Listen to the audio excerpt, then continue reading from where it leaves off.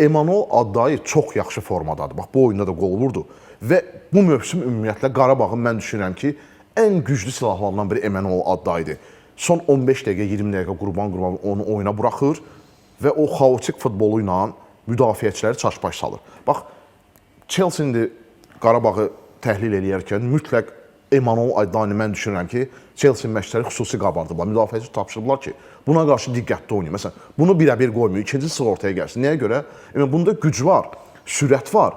Bir də o taktiki baxımdan ağılsızlığı da var, biraz futbol ağılsızlığı. Qorxmur, müdafiəçilər üzərinə gedir. Əslində ona qeyri-standart gedişlər edən futbolçu demək olar. Bilsən, necə, bunu futbol oyunu, tərzi mən kimləri xatırladır, kimi xatırladır? Yəni, İspaniyada öküz yarışları olur ha. O öküzlər, o güclü öküzlər gedirlər bu kütlənin üzərinə. Addayi da o cür gedir müdafiəçilərin üzərinə. Bax, son 15-20 dəqiqədə yəqin ki, meydana çıxacaq və Chelsea müdafiəçiləri Addaydan özlərini qorusunlar. Çünki onlar da yorulacaqlar, metaldan, dəmirdən deyil orqanizmləri. Onlar da 3 gündən bir oyun oynayırlar və Addayi bu oyunda yenə özünü göstərə bilər. Bir qırmızı vərəqə aldırtıra bilər, bir penalti qazana bilər və bir qol da vura bilər uzaq məsafədə. Bir replika deməyə özümə borc bilirəm. Addayi ötən mövsümdən fərqli bu mövsüm həm də daha ağıllı oynamağa başlayıb. Elementar imişli ilə oyunda götür. Məsələn, bir dəfə Elvin Cəfərqulu ilə çox yaxşı divar paslaşması elədilər. Qol vurularkən çox düzgün açılmışdı. Bax, qolu deyirik, amma qolda baxdın Addayi necə düzgün açıldı ki, nə ofsayd xəttinə yaxalanmadı.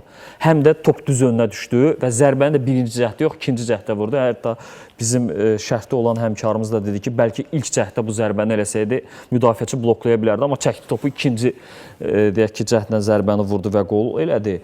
Ümumən baxırıq ki, bəlkə də o taktiki oyun anlam savadının hələ də ən üst səviyyəsinə gəlməyib bacarıqlarının. Amma ümumən götürəndə müqayisə etibarilə, hətta Şkenziyə ilə yadındadır, səfər oyunu var idi. Elə oradan belə yazılar da yazmışdıq, danışırdıq ki, bu biraz fərqli oynamağa başlayıb.